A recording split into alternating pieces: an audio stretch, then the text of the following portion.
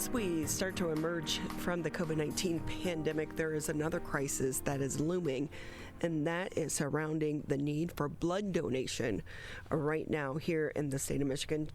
Let's bring in Meghan Lehman with the Regional Communications Director for the Michigan region of the American Red Cross. Meghan, great to have you back with us. How are you?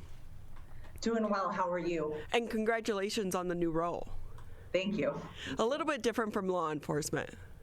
It is different. I enjoyed my time working for the Troy Police Department, great organization, and now I get another opportunity. So it's really awesome.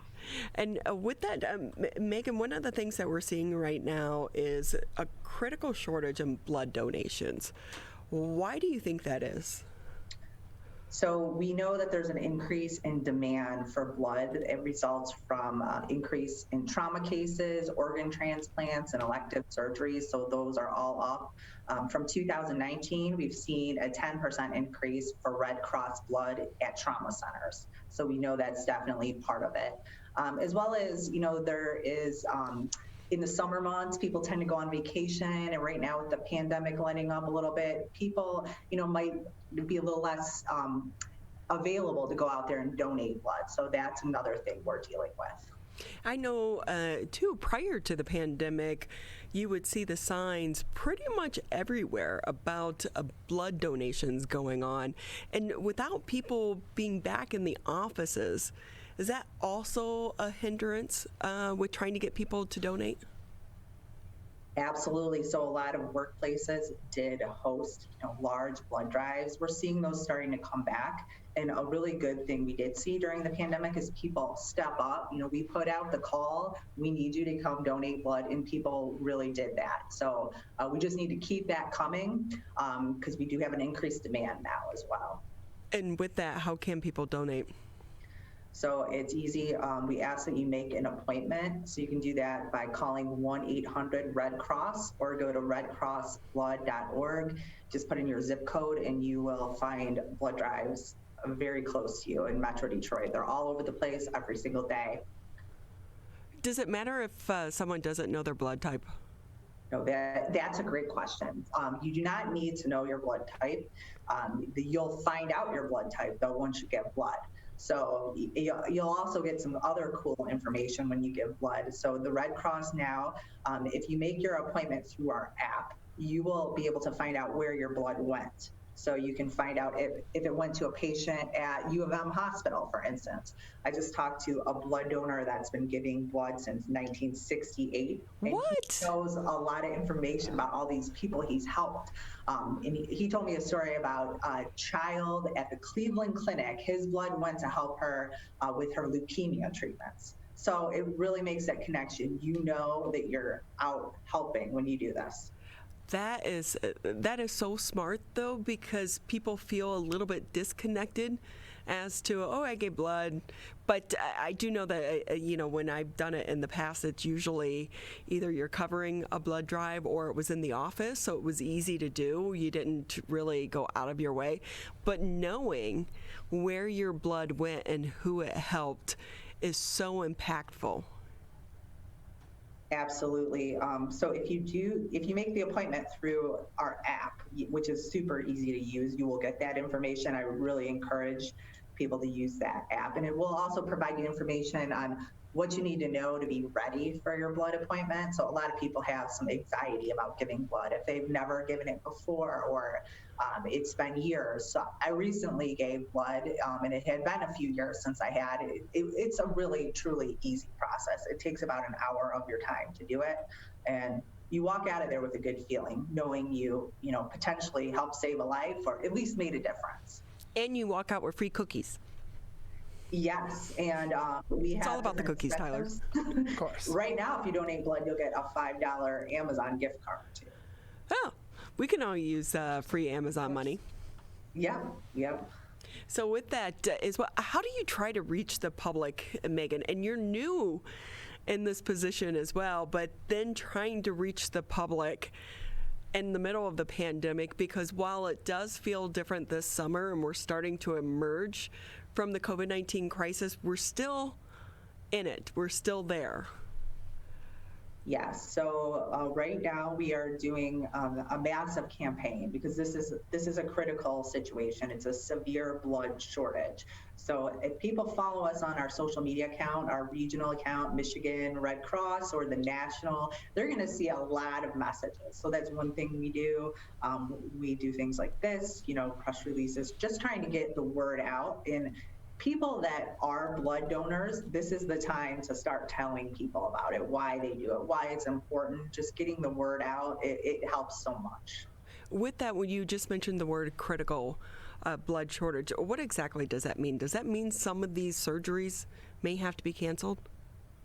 Some hospitals are slowing the pace of their elective surgeries until the blood supply stabilizes. So, it varies from hospital to hospital in their demand and how they balance that. But that's the situation we're in, and that's why this is critical. Meghan Lehman with us here on the MegaCast. She's the Regional Communications Director for the Michigan region of the American Red Cross, and we are talking about the critical blood donation supply right now here in the state of Michigan. And Meghan, with that, for people, because in the beginning when we were dealing with COVID-19, there was a lot of contact tracing going on and you knew who had COVID maybe if you were around them. But now with more and more people being vaccinated, is there the possibility that they were exposed and they don't know it? So are you testing for COVID? How does that work? So we do testing because we were part of the convalescent plasma, to provide convalescent plasma to hospitals so they could use that method of treatment. As more and more people get vaccinated, we are discontinuing that shortly, but when the blood goes through many safety protocols, we work in conjunction with the FDA to make sure our blood is very safe. So it goes through all kinds of testing. Yeah, I think I saw a report on Fox 2 yesterday or the day before where they were saying some blood had been tested and it tested positive for COVID-19 way back in December. But you have to remember, we didn't even have a test for COVID-19 in December of last year. We didn't know what COVID-19 was, but it was here in our community before we realized. Yes, I saw the same thing. It really is kind of fascinating. Also, for people who maybe had COVID but didn't know, do you test for the antibodies in their blood system? Yes, we're currently doing that, although that is being discontinued. So right now, if you were to give blood today, you would get that information back if you had how your blood showed for COVID. So if you had the antibody. So, but that will be discontinued, as more and more people get vaccinated.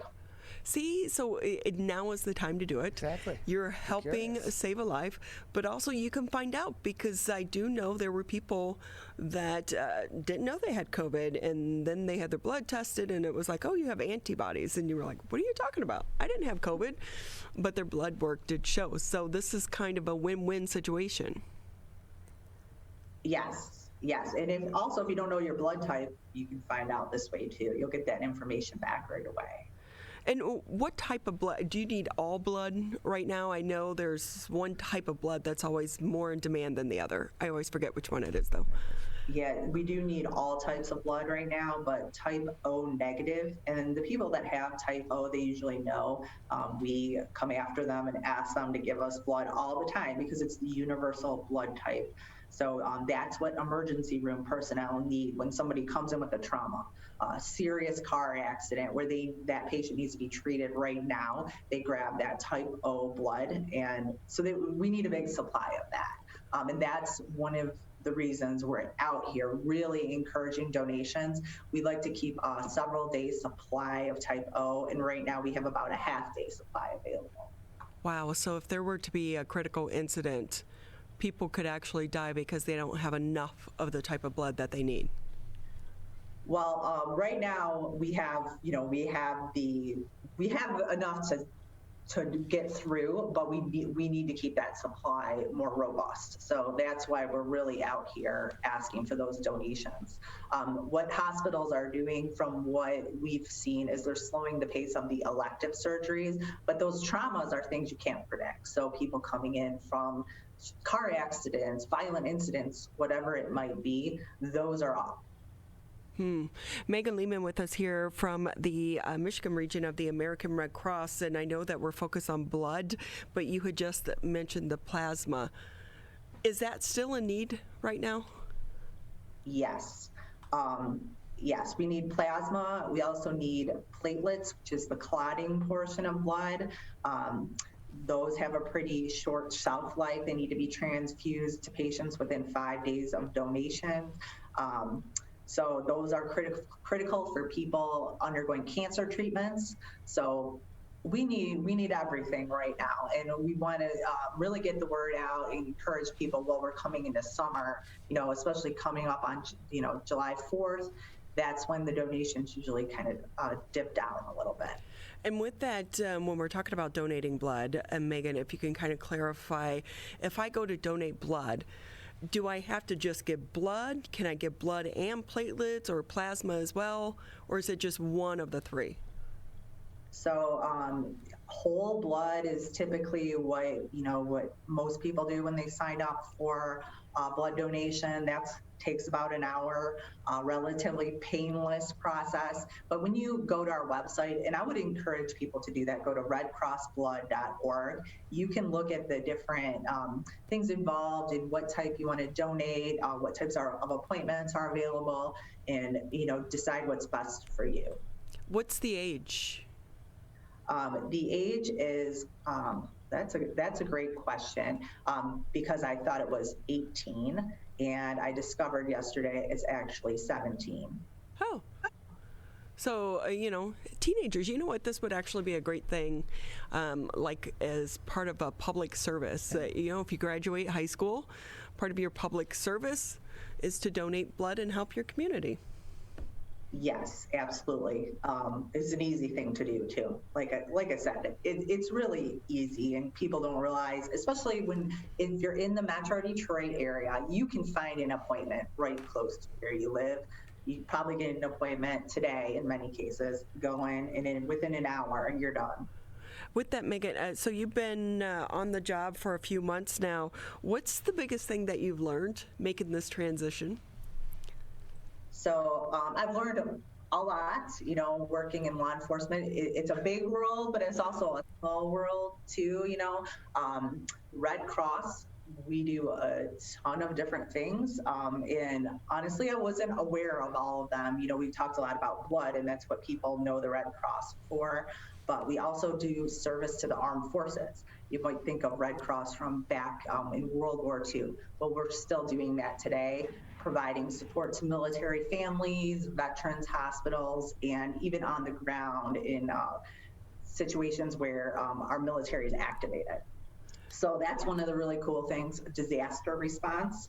Another thing the Red Cross does, and we really, are leaders in that, along with our government partner, FEMA. We're getting ready to deal with the hurricane season. So we will have volunteers from the Metro Detroit area deployed to hurricanes, and help with those situations. So it's a big, wide world out there, and there's lots of organizations doing great things. I remember covering Hurricane Katrina down south, and we actually went down there. I convinced my boss that we needed to cover it because I wanted to go, and so we went, but we actually followed the volunteers from Red Cross from up here in the area as they, made their trek down and then continued to help people in the disaster area, because when you're covering a hurricane of that magnitude, the American Red Cross was the lifeline for so many of these families because they lost everything. You didn't even have a house, and you had the truck out there providing food and water, and it's just surprising to know that these are really volunteers that either took time off work or their work was gracious enough to grant them the time and to go and volunteer. And I know for so many of them, their life is never the same after an experience like that. And usually the American Red Cross, you're on the scene within hours of a disaster like that. And so with that, Meghan, too, how are you doing on volunteers? Do you still need volunteers? Absolutely. So we need volunteers in the Detroit office. We need them for our disaster action team, which is, like you said, they might be the ones that respond to that hurricane out of state, but they also deal with local disasters, which we actually have every day because we consider home fires a disaster, and that is a major issue in Metro Detroit. So we'll go out to those home fires and talk with the survivors and provide assistance to them. There's lots of opportunities in that area. We also have opportunities related to blood, to work at those blood drives and help comfort people and walk them through what it's going to be like. redcross.org/volunteer. You'll get a whole bunch of opportunities based on where you live. Meghan Lehman with us here from the Michigan region of the American Red Cross. Meghan, great to have you with us. Thank you for having me.